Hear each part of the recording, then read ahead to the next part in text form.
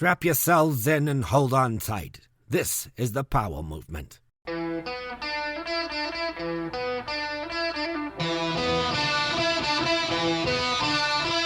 Welcome to the Powell Movement.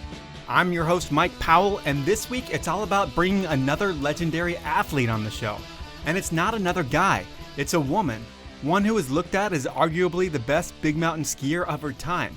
But Kristen Ulmer wasn't trying to be the best female skier out there. She was trying to be the best skier, period. And when Kristen eventually replaced her jeans with a real skiing kit, things took off for her. And she was part of the generation of skiers that ushered in big mountain skiing to the masses. Kristen has a unique story and perspective on things, and I'll leave it at that. Before we get into it, I need to thank Catherine Smith over at Skull Candy for always keeping my headphone game fresh. I've now replaced my crappy AirPods with some sick new indie earbuds that fit and sound better, and I'm recording my podcasts, like I've done with every single podcast that I've ever recorded, on my Crusher ANCs, so thanks, Catherine. I also want to thank Alpine Vans for coming on as a sponsor. If you want a Sprinter van, there's a shortage going on, and if you want to get them, they're going to be hard to find, but Alpine has 8 in stock and they're ready to customize for you. They can have them in your driveway in 90 days. I also want to thank my other amazing sponsors who make this thing happen. First is 10 Barrel, and they now have a Pilsner, a brand new Pilsner out there, and I should have some sent to my house this week. I am so excited as I love a good Pilsner, and I have a feeling it's going to replace Profuse Juice as my go-to drink from the 10 Barrel Brewery. I'm going to be drinking those Pilsners out of my Stanley pint glasses, and I also want to thank Rollerblade for the sick new skates they sent over. They're going to help keep me in shape. And finally, I want to thank Peter Glenn Ski and Sports for the longtime support. But enough about my sponsors. Now it's time to speak with a living legend. It's time to talk with Kristen Ulmer. How's it going? Good. Holy crap, my life is... My 87-year-old mom just threw up 20 times in a half an hour. Oh, So, she's all calmed down now, but I had to reschedule a clan I had right before you. So we only have an hour now. Is that okay? Yeah, we'll try to get through it, and I guess I'll just jump into things. And I like to start off with an icebreaker of sorts, and there's so many different ways that I could go with you. But I'm going to start with art cars. And we see a decent amount of them here in Seattle. And you had an art car at one point. Tell me about your first art car. Oh, I've more than had one art car. No, but just your first one. You just want to hear about my first one? I'm going to ask you some more about the other ones after. I think that's a fine idea. And I guess we're already recording. Hi. Yeah. Nice to meet you. I was going through a difficult breakup and I loved Burning Man. And it seemed like the perfect opportunity for me to express myself through art, which I'd never done before. And so I bought a golf cart and I talked a welder into welding me the skeleton of a rat. And the breakup was with a ex-fiance who cheated on me. And so I think the assumption would be that, I built a rat because, he was a rat-fink bastard. But actually, no, he did me a favor. I built the rat to commemorate a phrase that came from Mark Twight, a professional ice climber, called feeding the rat. And it's where you celebrate your insecurities and demons. And in my case, my grief and despair and my fear and frustration with the world and life and people. And I just wanted to ride this rat like a horse. I put a saddle on the roof and a bit in its mouth and covered it in fur and had a sound system and built this 22-foot long, 7-foot high rat, and then dressed like a goddess all week at Burning Man and got cute men to drive me around. And I had the best Burning Man or best week of my life making this art project. And I'd never done an art project before. So that was pretty fun and enlightening and amazing and life-changing. So I was going to ask you what made you want to build one, but it sounds like the breakup and having the art project, my guess is going to be mushrooms and Burning Man, but it sounds like a whole bunch of things go into making you want to build it. And your husband these days, and I don't know if it's a part of some strange mating ritual, but he made you a bigger, more badass art car. Well, he made me several of them. So there's a couple things that going on, though. First of all, I actually don't do drugs at Burning Man. And people, I'm sure, find that very surprising. Or I don't do drugs very often, I should probably say. But compared to my friends, I mean, I've been to Burning Man 17 times. I go for 2 weeks at a time. I've been there for 34 weeks of my life. I've done drugs 5 times maybe like a quarter hit of LSD or something like that. Like that constitutes for not doing drugs at Burning Man. And I only do it just to get the stick out of my ass, from my regular life, like when I first arrived there, just to really kind of unstick myself from whatever stuck place I currently am in at the beginning. And then that's it, because you don't need to do drugs at Burning Man. It's just such an amazing experience. And I don't do drugs to party. I only do them for therapy, insights, getting unstuck, things like that. I see them as certainly some of them wholly spiritual kind of awakening opportunities. Ayahuasca, stuff like that. I do a lot, but not at Burning Man, obviously. Right. Those of you that do ayahuasca know you would never do that at Burning Man. But anyway, so there's that. And as for the art cars, and you probably don't know this, but I'm getting a divorce. So all you listeners out there that are age appropriate for me, give me a call. I'll probably go out to dinner with you.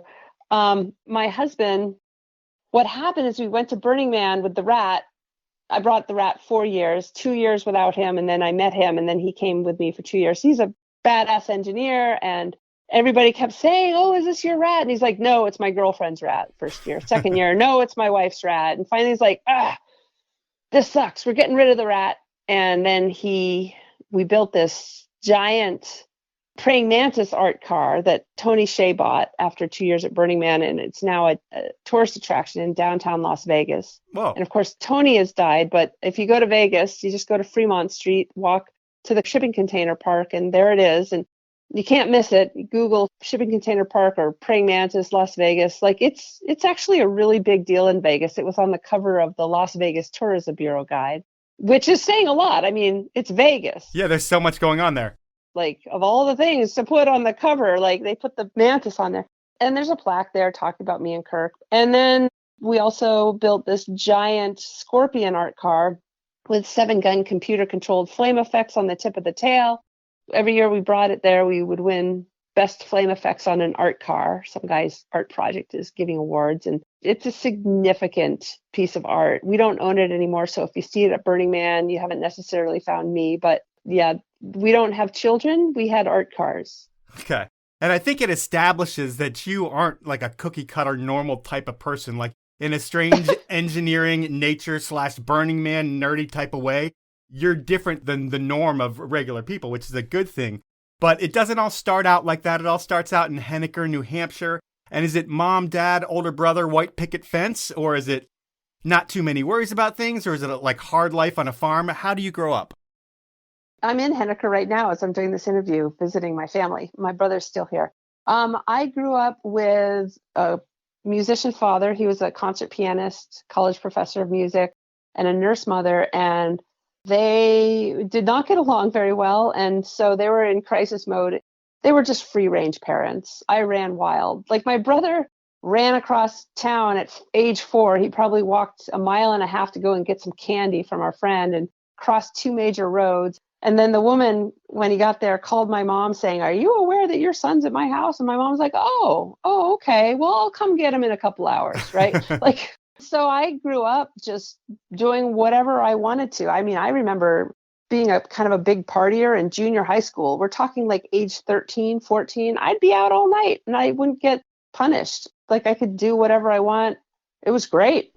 Is it true? And it might be true back then and not anymore. It still could be true today. But are you blind as a bat? Like, do you have eye issues from the get-go? Oh my gosh, I am so blind. For those of you that wear contact lenses, -8.5 with astigmatism. But I've since had surgery and now I can see. But yeah, I was blind as a bat. And I had a really unhappy childhood because of it. I couldn't see anybody. I didn't have any friends. And my parents didn't notice that I needed glasses until I was a lot older. I didn't know that I couldn't see. Finally, a teacher noticed. And I didn't have any friends because I couldn't see anybody. And so I became really shy and internally focused. And then 7th grade is when I first started wearing glasses. So do you have that miracle event where it's like you're blind forever and then 7th grade you get those glasses and you're almost crying like, oh my God, this is what the world looks like? No, I was worried I was going to get teased. That's all I remember because my glasses were so thick. I mean, they were Coke bottles. I, had like the distorted eyes and everything. Yeah. Were you able to play any sports when you were younger, or was like the vision so bad that you couldn't really do anything? Yes, I was able to play sports, but I was like the second to last to be picked in high school sports. And I think it's cruel to pick teams. And the last to be picked was Ian, who was like, 60 pounds at age 15 and pale as a ghost. And he died young. And I mean, I was not athletic at all. I mean, I skied in jeans until I was 20 years old, too, for that matter. So, I mean, for all you people out there that are terrible athletes in high school, like there's hope for you yet. But I would say skiing in jeans actually was a thing back then. Like they made gaiters to go over your rear entry boots and your jeans so you didn't get snow all over your jeans and everything. So that was like a fashion thing back then because you are, you're no spring chicken by any means. No, I'm not. And they did. And especially in the East, like it was no big deal. Everybody skied in jeans. And I don't think they do so much anymore. But the thing is, I skied in jeans until I was 20 years old. And that's, when you get to be as good as I was getting, and when you do as much skiing as I was doing, I think that it started becoming a little weird.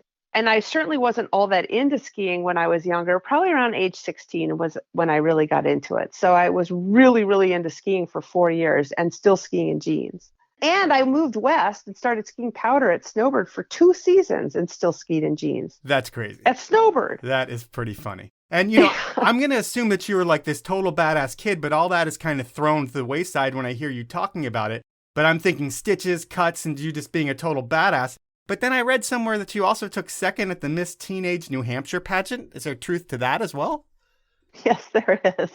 And I was as surprised as you sound. Like, yeah, I took second, and it was very competitive. I mean, they got, I don't know, hundreds of applications. They narrowed it down to 50, and then we did a 3-day event, and it was a big deal.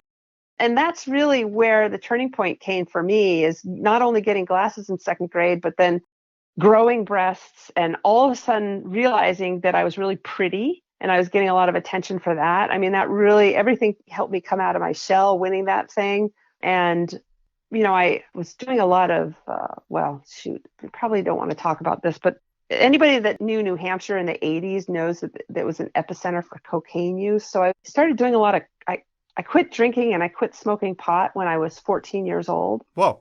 Yeah, whoa. But I then replaced it with doing cocaine. And then when you're trying to figure out who you are, I'm sure it just fried my brain because I was still growing. I felt such confidence from doing all this coke all the time that I felt like that's all of a sudden what my personality was. So I literally a switch flipped and I went from being this insecure, shy introvert with serious self-esteem problems to being an extrovert beauty queen, I guess, for lack of a better word, with this false drug-induced confidence. And then by the time I quit doing the cocaine at age 18, the transformation was complete. And all of a sudden I was who you now have read about in the ski magazine. But yeah, it was kind of a very unusual upbringing for sure. So what kind of kid are you in the high school days? Like what music are you listening to and what kind of things are you doing? I mean, we've heard what you're doing, but what kind of things pop culture wise are you into? I was obsessed with Led Zeppelin and like Allman Brothers Band. I mean, I love to dance. Do you get into the Dead like everybody else seemed to at that point? No, I've never been into that whole hippie scene. Like I'll always wear a bra. I'm not drawn towards like those kinds of clothing. Like I've been to 4 Dead shows, but it's not my world. It's not my people. Like I would never go to the Rainbow Gathering. If I heard the Grateful Dead at Burning Man, I'd run in the opposite direction. Like not that you would ever hear the Grateful Dead at Burning Man, but no, I'm more disco. I was learning breakdancing. Like I definitely was not a hippie child. Okay. And it sounds like your senior year of high school is when you start skipping school to go skiing and skiing starts taking over and you become a passionate skier. And then when it's time to pick a college, do you do your first semester abroad? Like how are you able to convince your parents to go abroad before you even started college in the US? Oh my gosh, you have done some amazing homework. Oh, thank you. Well, I graduated a year early from high school. I got skipped ahead of grade 1 year because I was really advanced in math and language. And then I took college classes while I was in high school. And I pretty much just hung out with the college students. That's where I was doing all the coke and stuff. And I didn't hang out with any high school students, and I didn't date high school students. I dated college students. And I was definitely a part of the college scene, which also lent to my confidence. And so next thing you know, I'm 17 years old and a sophomore in college already in England. And then I traveled around afterwards, just being a ski bum after that first semester in Europe, and then came home eventually. I'm like, you know what? That's it. Skiing's my thing. I need to go to college now out west. I didn't know anything about anything to do with skiing. Until I was age 16, I didn't even know there was skiing outside of my hometown in New Hampshire. Okay. I mean, I was so ignorant because my parents never did anything to educate me. I was so ignorant at age 18. They gave me a credit card and I used it. And they're like, oh, well, you have to pay us back. And I didn't even understand that if you use a credit card, you have to actually pay the credit card company money. I mean, I was so naive. And that also showed up in how I went to college. I mean, I wanted to go out west and I just asked people, where's there skiing out west? And they said, you should go to Salt Lake City. I had never heard of Snowbird. I'd never heard of Alta. I'd heard of Park City, but I didn't know it was a ski resort. Like, I didn't know anything. So I just went there blindly, hoping for the best, and got a job at Snowbird. And yeah, that changed things fast. So you do the Europe trip, you have this epiphany in Zermatt, you end up at the University of Utah, you're skiing at Snowbird. This is like 1985, so the world's a totally different place. There's like 4 channels, no mobile phones, no shape to skis. They're as straight as they possibly could be. And are you aware of the ski industry? Like, are you aware of the Plakes and Schmidts of the world yet? Or is it just jeans and gaiters and you figuring out what the new terrain's like? Oh, I didn't know anything about anything. And it's funny you mentioned Plake and Schmidt. So this guy kept asking me out. And I kept saying, no. He was a lot older than me. I was 19. He was 27. And finally he said, hey, I have these 2 tickets to a Warren Miller movie. And that was the one where Scott Schmidt was introduced jumping off cliffs that made him famous. Yep. And I remember sitting in the audience going, oh my God. And then I wound up dating that guy, probably just because of the movie, for 4 years. Whoa. He was my first love. Right? But back then, Glenn Plake wasn't famous yet. Scott barely was. Like, I had no concept of the possibilities of being a professional skier. I just wanted to ski. I was just obsessed with skiing.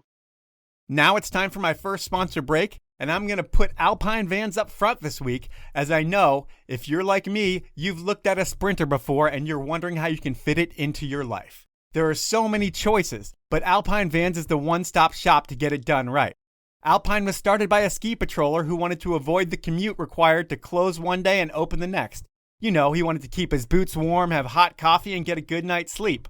Well, after perfecting his own van, he realized that it doesn't matter if you're the bougie type, a dirtbag, whatever. You want a vehicle built for adventure, and that's what Alpine Vans delivers. They've thought of the dry flush toilet for easy winterization and trash can disposable waste. They know you need to be confident that your battery-powered AC works for those times that you want to leave your dog behind to hit the single track. They know all the ins and outs of what you need for a Sprinter van built for adventure. I'll be sharing more about Alpine Vans each week this summer, but for now, know that they always have an inventory of all-wheel drive vans. They can have your dream van to you in 90 days. And to find out more about Alpine, you can head on over to alpinevans.com and make sure you check out the Quote Builder. Just the questions they ask in that Quote Builder let you know the attention to detail and the thoughtfulness that they're going to put in your build. So please check out Alpine Vans. My next sponsor is Stanley. And it's already summer in my eyes, and if you aren't ready for your camping, hiking, and general outdoor adventure needs yet, it's time to get on it. And you and yours deserve the best stuff out there. And Stanley has been setting the industry standard of innovation and quality and getting you out there since 1913. By listening to the Powell Movement, you're going to get the best deal you'll find on all Stanley products anywhere. It's through this podcast. I'll get you 30% off everything Stanley. All you need to do is head on over to stanley1913.com, go shopping, and use the code DRINKFAST. That's all one word, all lowercase at checkout, and you'll get that deal. Spend over $100 and I'll throw in a limited edition Powell Movement beanie. So please support the folks at Stanley and make sure you're dialed in for the summer.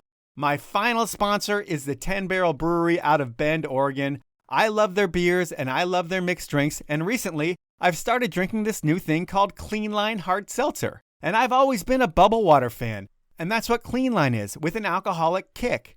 I'm going to guess that this type of alcoholic water drink is going to be a huge hit, And 10 Barrel has knocked it out of the park with Clean Line. They've also knocked it out of the park with the way they support action sports. If you ski, snowboard, or bike, you know 10 Barrel supports some amazing athletes, creates amazing events, and donates to causes like Protect Our Winners and the Surfrider Foundations. They put their money where their mouth is.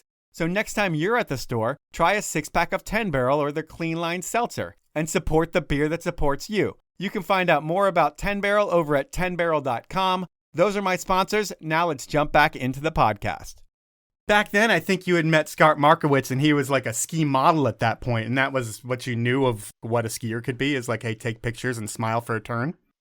Yeah, this is long before Scott ever started taking photos. So I kind of hung out with him and a bunch of other people, and they were always doing photo shoots. So I started doing photo shoots. And then I also started competing in moguls because they were all competing in moguls. I don't think Scott Markowitz was, but everybody else that we were hanging out with was. And so I just wanted to hang out with this group of the best skiers on the mountain, basically at Snowbird.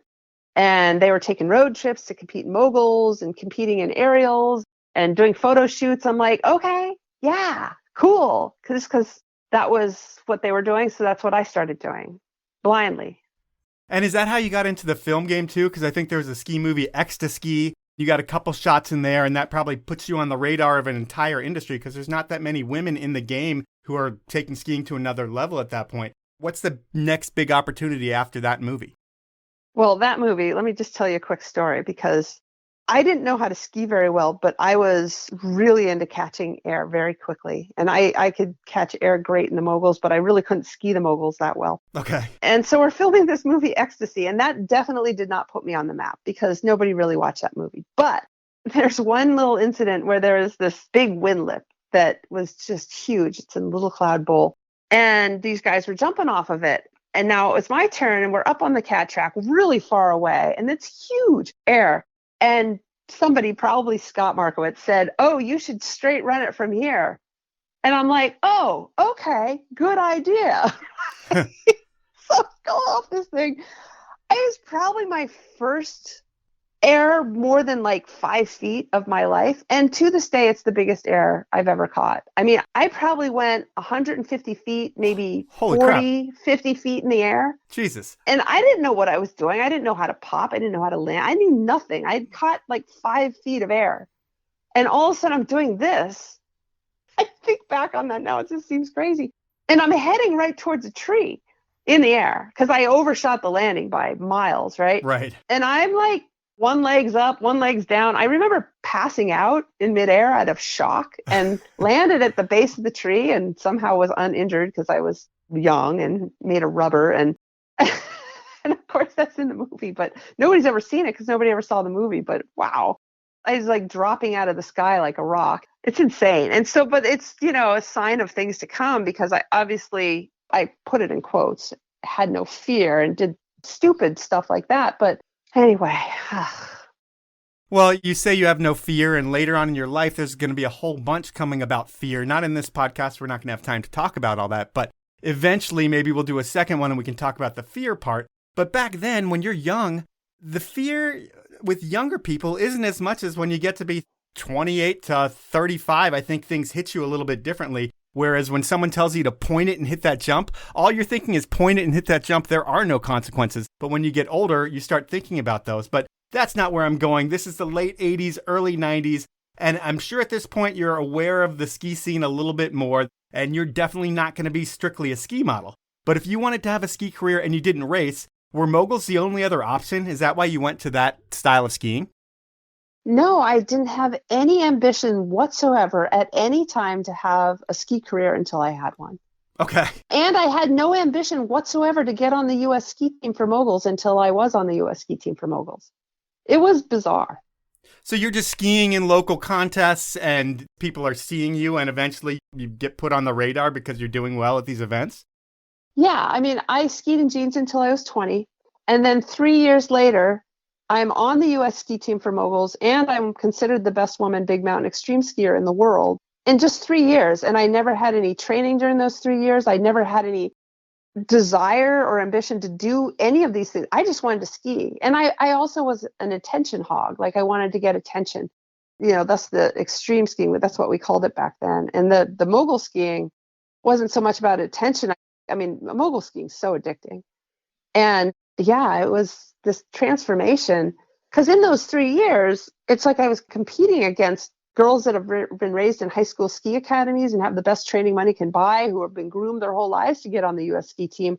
I show up fresh off of skiing in jeans, and next thing you know, I'm on the team without any ambition to even be on the team. It was a shock to me, and it's like nobody knew where I came from. I was just all of a sudden there. It was instantaneous. How do you do with the other girls on the U.S. team or just the other girls in the extreme circuit? Because it seems like all this stuff just happened to you. I mean, based on your talent and what Mark Gallup, I think, once called you have huge ovaries. But what do all the other girls think? Where it all came easy for you, they have to work their asses off, and you're like quoted saying like, yeah, the only other girl that's even close can't even land a 10-foot cliff, and I'm landing 70-foot cliffs. Do they all hate you? Well, first of all, I would never say that. I found it in print. Yeah, I'm sure it was taken out of context. Okay. But it wasn't a dig against other girls. It was more just when people would say, oh, you're the best in the world. And I'd say like, well, yeah, I mean, I'm doing these huge jumps and my competition are doing 10-footers and crashing. But I wasn't like meant to be like an attack against women. And actually, I've adored the women in the ski industry, with a few exceptions. Like every once in a while, there'd be one that was really mean and would say mean things behind my back that would always get back to me. Or there were girls that were so competitive that they wouldn't try to make friends. But the ones that did try to make friends, or I would try to make friends with the mean ones, like I was really friendly. I wasn't competitive against the girls. I was competitive against the guys, but not in like a vicious way.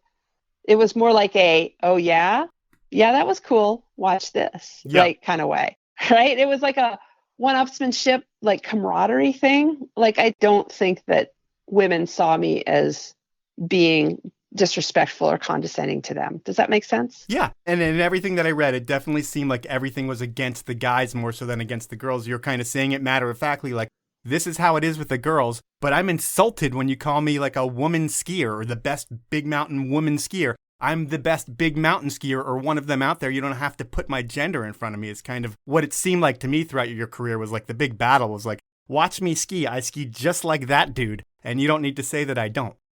Right. And I would never say that. I would just let other people say it on my behalf. Sure. You know, or I just exuded that. I was internally very cocky and arrogant, but I wasn't verbally cocky and arrogant, if that makes sense, except for saying things like, I'm going to win this. But I want to make sure that it's known that I was very respectful of other people because I had respect for them. And what else did I want to say about that? I just wanted to be the best, period. And it really worked for me with the sponsors because that was very intriguing to them. Like if I was going around saying, well, you're not sponsoring any women and, you know, like I wasn't pulling the woman card. I was just, I'm a professional skier. I'm not a professional woman skier. I'm a professional skier. And so I didn't use my gender to try to get ahead, but it just happened. You know, I probably had more opportunities because I was a woman. But if I had made a big point of letting people acknowledge that or like me acknowledging that, I think I would have had fewer opportunities and the industry wouldn't have been in as much, I guess, awe of my personality or approach to the sport, I guess, as they were back then. I mean, it was really, I could write my own ticket. I mean, I had endless opportunities because of that approach. When you're in that pole position, especially when the manufacturers are definitely seeing gender, where they might not be talking about it, but they're like, we have the best woman to ever ski and she's on our program in their opinion. Yeah, it's going to create a shit ton of opportunities. But before those opportunities can happen, you are on the U.S. team. And when you're on the U.S. team back then, can you not have sponsors and not take money because you're on this amateur circuit, which is the Olympic track? Yeah, and I'm sure that's changed by now. But back then you had to be, quote, an amateur athlete, which means you couldn't make money from skiing to be on the U.S. ski team. So what do you do if you don't have rich parents? Because it's not like the second you make the team, they just start paying for everything. You know, you have to prove yourself. If you're low man on the totem pole, you know, back then it would cost about $30,000, you know, probably the equivalent of like $90,000 in today's world, just to be able to tour around the country and go to all the trainings and be on the U.S. ski team, pay for all your airline tickets, all that. just to be on the team. And if you can't make money from skiing, but yet skiing's your full-time job, like where do you come up with that money? It's impossible. You have to have rich parents. And then, of course, if you start winning, eventually they pay for everything. But just to get to that point, you have to have money. And I didn't have any. And not only that, I felt like a fish out of water. The second I was on the US ski team, I'm like, holy shit. I was so intimidated. I had such a huge imposter syndrome going on. I just pulled an incredible season off after going to, I'm sure you read about me going to Asia and all that and working on my self-confidence and how that translated to skiing. Like I just all of a sudden was in over my head and really intimidated by all the cameras and all the screaming fans. And like, it was not a place for me to shine. I did not like being in the gate. I was scared and I didn't know what to do about my fear. And so for me, the decision was, okay, do I keep doing this and feel awful and feel like an imposter? Or do I go heli skiing in Canada and jump off cliffs into deep powder and get paid to do it versus hemorrhaging, my waitressing money, to be on the US ski team? It was an easy decision. Did you get hurt too? I mean, I read you were on trampolines because they do create opportunities with water ramps and trampolines, but when you're off snow in a different environment, which is that trampoline environment, it sounds like you torque your knee somehow and blow it out. Is that how you do your knee? Yeah, I'm really lucky in that I didn't have many injuries in my ski career.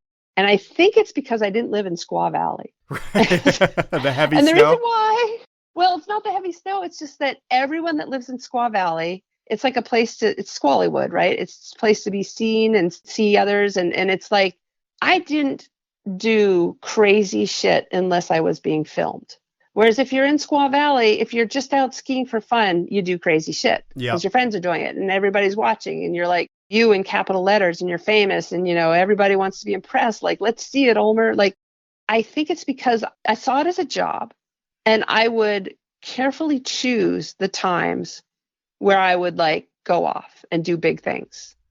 And it really was a profession for me after a while. Rather than just jumping off of everything all day, every day, I would only wait until it was the right conditions, the cameras were out, and that this was a big enough opportunity that it's time to like give her, right? Yeah. But there's a lot of training involved too. And I blew my ACL on training aerials on a trampoline.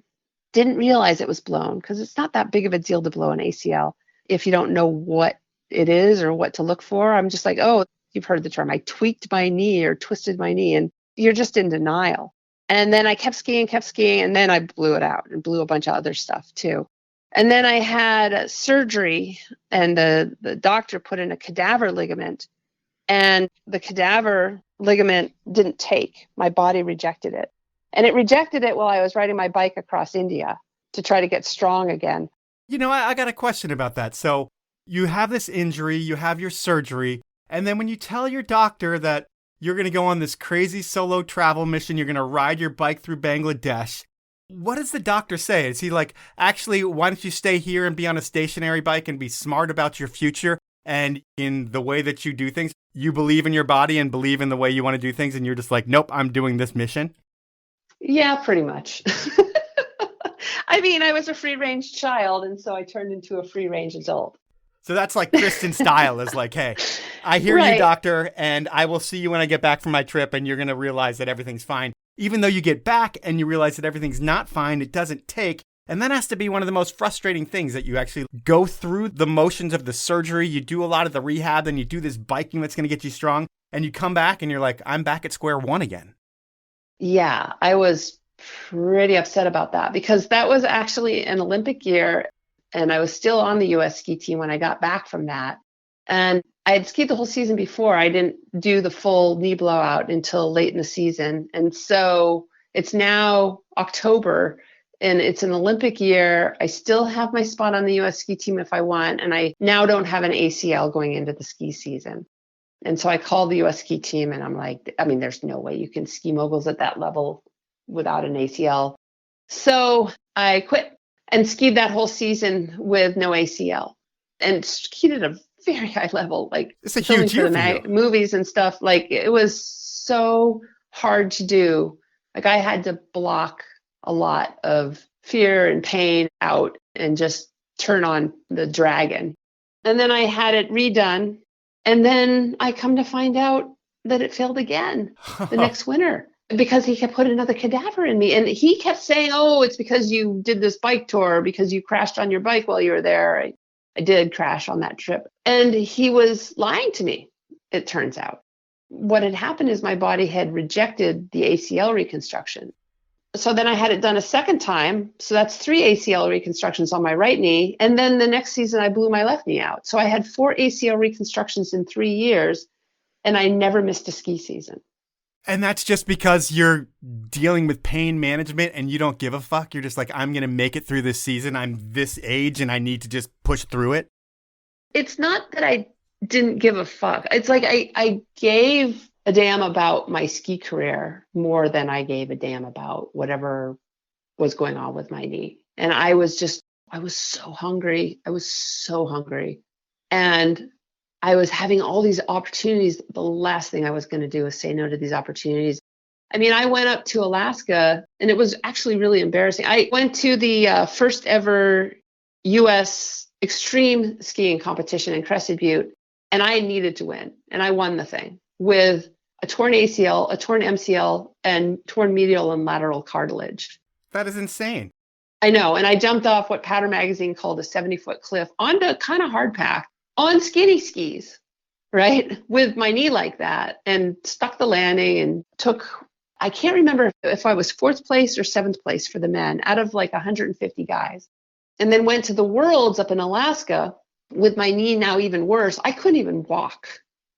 And I'm now in Alaska for the first time in my life, skiing these enormous life or death lines with my knee. I couldn't even walk, and I still took second. But it was embarrassing because the only reason why I took second is because I didn't crash. Everybody else crashed. The girls were all trying to beat me, right? Is that your Emily one? No, that was your Emily one. And I was mortified that I didn't win. And you couldn't blame the knee. It's not in your mentality. It's just like, I lost. Well, after I lost, I wanted everybody to know that, you know what, I can't walk.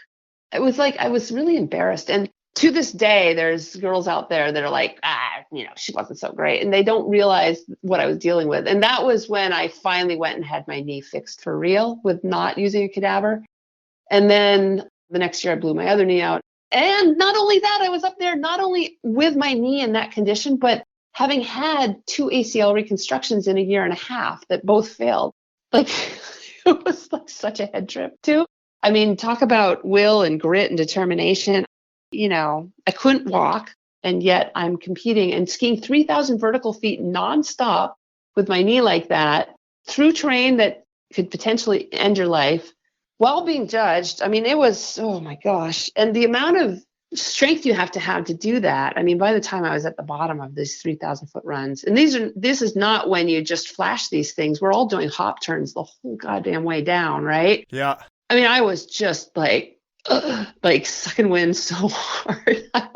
It was very difficult. It's one of the most difficult things I've ever done, is take second place in that competition under those circumstances.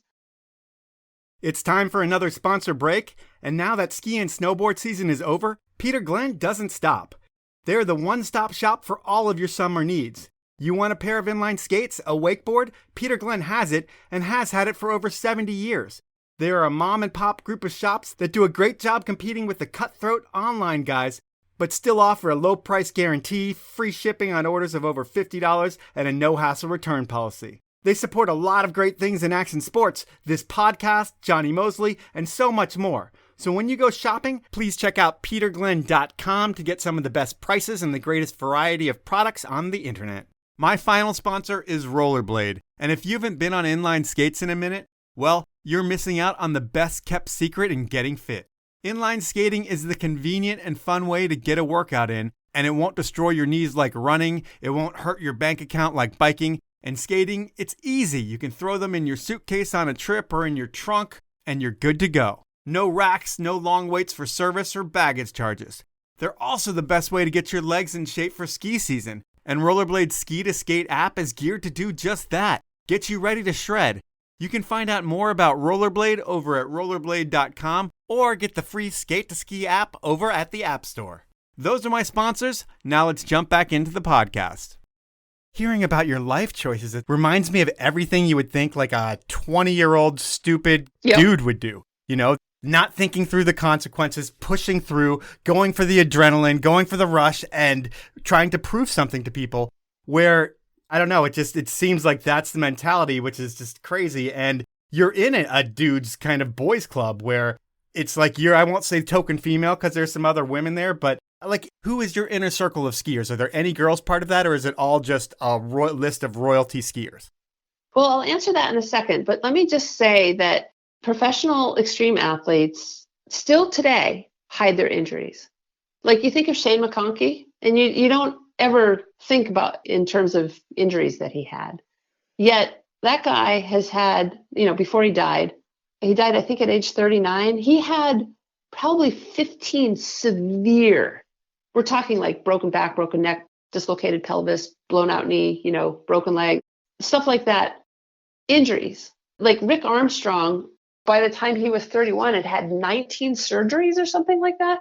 And you don't hear about these things because the athletes hide their injuries and they hide them from their sponsors. And so that's just something that happens. And did I have friends and peers, to answer your question now too? I did pretty much. I think that everyone in the ski industry, everyone in that scene, everyone that competed, I was friends with everyone. I just loved everyone so much. They were such amazing characters, and everybody was so fun and funny, and all the guys were sexy and all the girls were sassy, and every single one of them, with only 2 exceptions. Well, 3, and all girls, right? 3 girls that were just kind of, one was elusive, one was a backstabber, and one was just outright mean. So, yeah, of the hundreds, if not thousands of people that I knew from the ski industry, there were only 3 that I just really felt slighted by, and they were all girls. Does it become a life where it's like you're around all the time? Is just guys talking shit and locker room talk per se, and you're just one of the guys like that, or is it different? No, not at all. If you're talking about girls, kind of funny, but it was just fun and funny. No, people did not talk shit about each other. Well, maybe not even talking shit about each other, but like talking about girls. Or not even girls. If you're looking at Kent and you guys are standing on top of a cliff and you're like, don't be a pussy, Kent. Are you kind of taking that kind of behavior to him? Because he might say it to... Definitely not. You would never, ever, ever, ever, ever, ever, ever say that to an athlete who's about to risk their life. No, and I'm maybe not risking their life, but I'm just saying, like, when you're trying to push someone and it might not be life and death, is it playful like that? Not really. Okay. No, definitely not, because these are life or death decisions. So we're not egging each other on. We're very respectful of each other's process. And, to illustrate that, I'll tell you a story. Aaron McGovern was about to ski a line in a competition and told Kent Kreitler about it. And Kent was thinking, oh my gosh, you're going to die. Like, he was thinking this, like, why would you ski that? But like, Aaron's like in the zone and he's just so focused and so confident. And Kent's like, doesn't say a word. He's like, all right, just back off. Because you don't ever want to be the person that eggs somebody on and then they die, right? We're so respectful of each other's process. And everybody's different. I know Wendy Fisher really needed to be egged on. I know that she really needed to borrow confidence from the men that she was skiing with in order to ski the lines that she did. But I can't think of anybody else that needed that. We weren't a whole bunch of wingnuts just like calling each other pussies. We were like calculated, world-class athletes that were respectful of each other and in awe of each other's process is more how it felt. Does that make sense? No, it does. And I think you're thinking more on like the high level, I'm going to risk everything. I'm thinking more on the everyday, we're going to go shred together and just messing with each other. But I can see that you're never going to want to put the bug in someone's head that what they're doing is crazy, especially when it's a risk everything kind of situation. Well, let me answer it differently then. Okay. After I retired, I remember Shane McConkey, we went skiing. He's like, all right, Ulmer, let's see if you still got it. That's, I think, the only time anybody's ever said anything like that to me to egg me on. And I can totally see that coming from Shane, because when I think of people egging people on, that's exactly who I'm thinking about. Is like, hey, no, you can backflip that. Come on, dude. You know you can do it.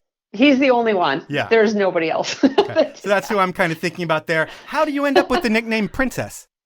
I was on a trip with Scott Markowitz and a whole bunch of other professional skiers through Europe and the editor of Powder Magazine. And there were like 9 of us on a trip for 2 weeks. And so I'm out running errands and I'm hanging out with all these badasses. And I get to the top of this long, icy stairwell and this European man rushes up to me and takes me by the arms and like helps me down the slippery staircase. And he has no idea what I do for a living or who I am, right? Right. So I'm like, oh, thank you.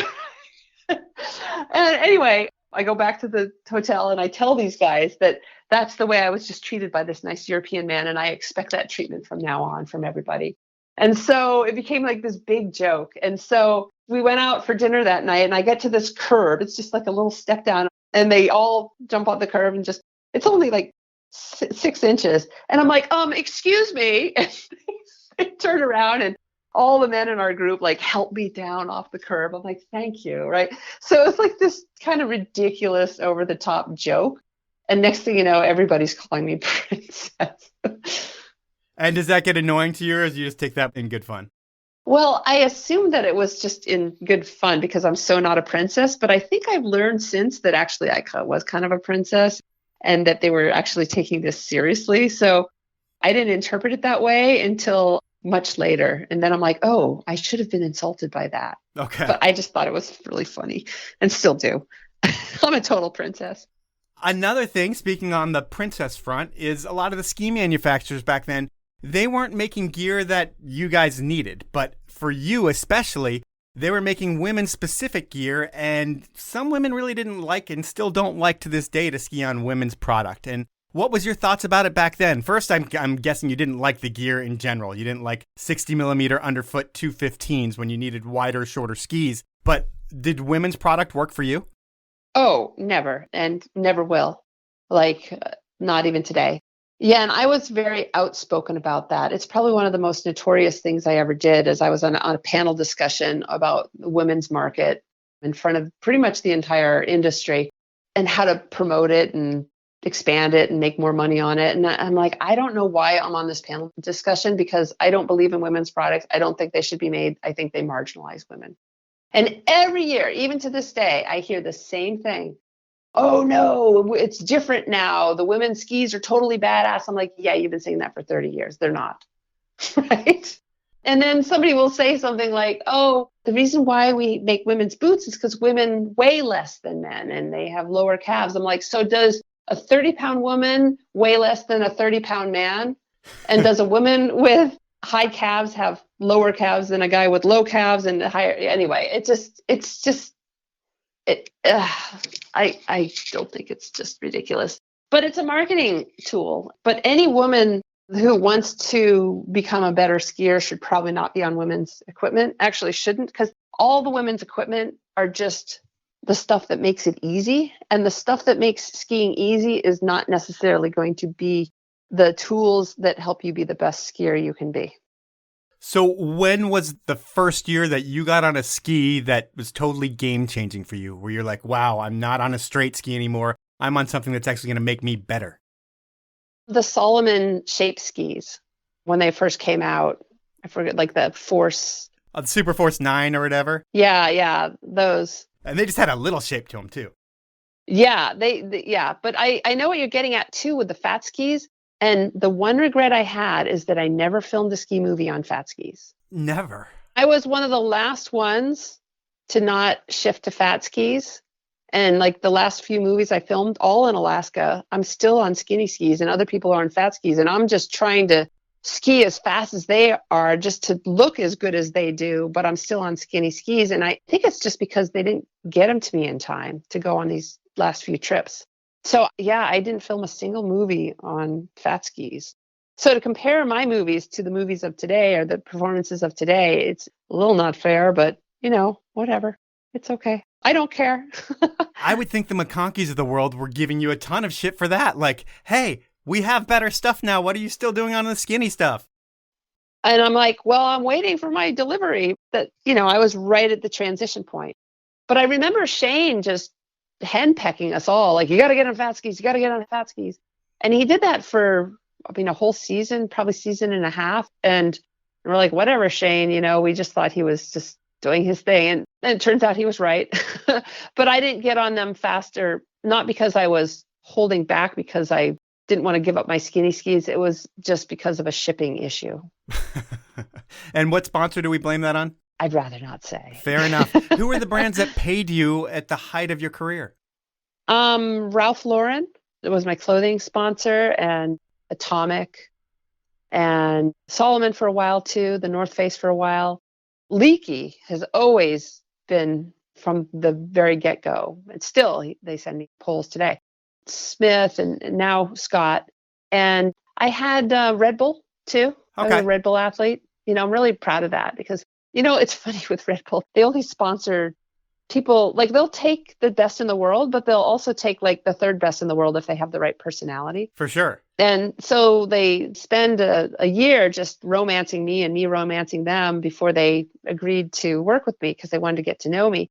And I mentioned at the beginning of this interview that I quit drinking when I was 14. So I was a non-drinker sponsored by Red Bull, pretending that I was drinking alcohol because Red Bull's a mixer in order to get sponsored by them. So in what profession do you have to pretend to be a heavy drinker in order to get the job? Well, apparently big mountain extreme skiing. Yeah. So yeah, Red Bull. And in terms of like finances, like, are you able to make at the height of your career? Because people are calling you, and I'm not saying that you are one of the greatest skiers of all time, but people called you, especially back then, the greatest female skier, extreme skier ever to ski. Are you able to make like $500,000 a year being a skier, being the best that ever did it at that point? If I was living in Europe, yeah, I would have made millions. But because I was an American, this was in the 90s and the early 00s, and I consistently made six figures, not just from sponsors, but also from writing for magazines.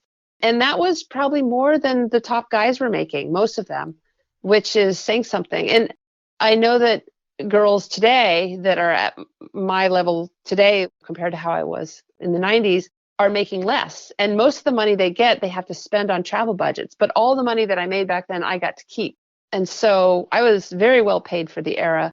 And then I took all that money because I pretty much didn't live anywhere. I just traveled. And I invested it all in real estate. And so by the time I decided that I wanted to retire as a professional extreme skier, I had set myself up for life. I'd never have to work again from the money that I'd invested and saved and made during my ski career. So I'm really proud of that.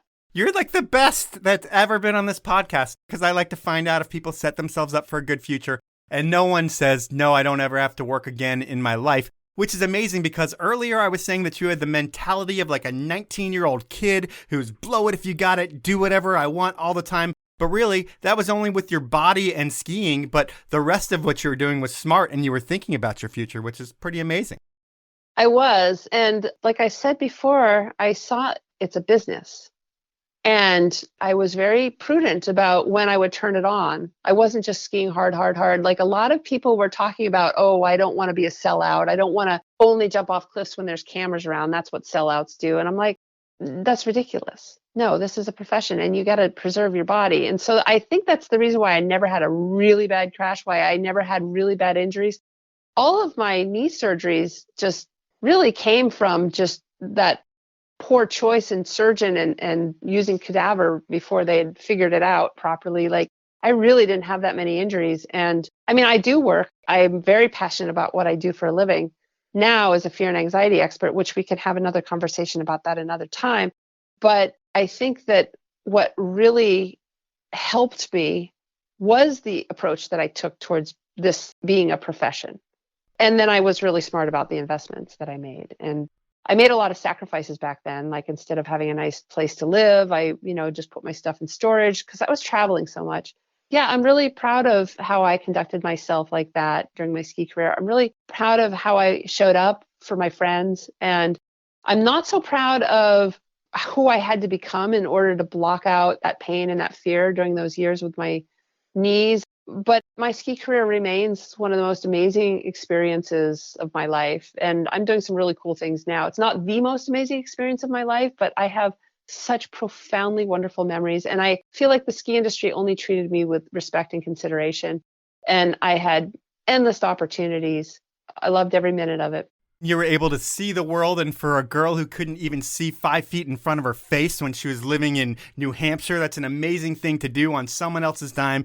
You're able to travel everywhere. Skiing created a whole lot of things for you. I've got so much more that we don't have time to go through right now because I know we're at a hard stop in an hour. So what I'm going to propose is that we'd finish this podcast maybe next week or the week after, and I finish with what I have with you. But I want to end the show with a segment that I call Inappropriate Questions. You know of this because you thought of 3 for Kent Kreitler. Well, yes, I let Kent come up with 3 for you because I figured it would only be fair if he came back and asked you 3 inappropriate questions. So I'm going to start with Kent's first question right now. Question number 1, Kristen, what are the 3 most unusual places you've slept on a ski trip? Oh, underneath the kitchen table while I watched Kent hook up with some Brazilian girl. Okay. In the same hotel room. I spent like a week living in a car at Thompson Pass in Alaska while heli skiing. And I know I can't ask this. We slept outside of a toilet in winter in South America together once because we couldn't talk the Austrian downhill team into letting us crash on their floors. And then we also camped one night in South America in the middle of winter too. We thought on a nice flat ground while driving, like we just threw our sleeping bags out. Me, Shane McConkey, Kent, and a photographer named T.R. Youngstrom. Mm-hmm. And when we woke up in the morning, we realized we were in the town garbage dump. So he's asking that because of that trip that we took in South America together, where 3 of the 4 of those, I mentioned 4, came from Kent, you rat bastard. All right. What else? All right, let's go with question number 2. Kristen, who's the hottest skier you've ever slept with in the same bed and never had sex with? The hottest? Oh my God. Well, okay. Shane and I used to date, but Shane and I never had sex with each other. Hottest slept in the same bed with Cameron Boyle, probably. Oh, I had such a crush on him. And we never had sex. I had to really limit who I had sex with. So I wanted to have sex with all of them and they all wanted to have sex with me. And so I didn't want to be that girl that slept with everybody. And so I'm like, all right, I can pick maybe 5. Okay. Maybe 5 over the course of what amounted to like 15 years. And so I didn't sleep with many of them, but I kissed a lot of them. Does that make sense? Yeah. No, you don't want to be that one getting a reputation because that's what would happen. Oh, so fast. Yeah. So, yeah, Cameron Boyle is the one that I really, really wish I had slept with, but didn't. And I slept in the same bed with him, and I just kept saying no, because I knew everybody would hear about it if I did. He probably doesn't even know who Cameron was. He was a badass Squaw Valley mogul skier whom I haven't seen in 25 years. Hi, Cameron, if you're listening. All right, let us go with Kent's final inappropriate question. How many different vibrators have you owned in your life, and which is your favorite? Oh, Kent. Of course, all his questions are about sex because he's a very sexy man and very sex focused. He tried to have sex with me once, and I'm like, I fled Alaska to get away from because he's so sexy and irresistible that I'm like, I can't go there. All right, how many vibrators? Well, I only have one at a time, and I use them until they die. And so I've really only owned like 4 of them, and that's it. Sorry, Kent. All right. Well, that is Inappropriate Questions. I want to thank you for your time. I am going to... And I have to go right now. My client is calling. All right. Well, that's it then. Love y'all. I love the Inappropriate Questions. I'll talk to you soon. So that was time with Kristen Ulmer, and what a badass she was, and is. Actually, she's not as big a badass today as she was when she was in her 20s, when every single guy I knew had a crush on her. But now that she's gotten a little bit older, she's a little bit tamer. But no one can forget the incredible life and times that she's had on snow, and that's only part 1 of the podcast. And I will say that in this show, I used the word pussy to describe fear. That was calculated on my end, and I'm sorry about that.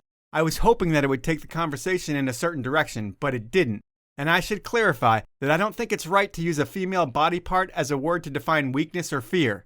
I think it's sexist and wrong. That said, I think it is okay to use the word dick or dickhead to describe a person you don't like. But whatever, the world isn't fair. Anyways, that's the podcast for this week.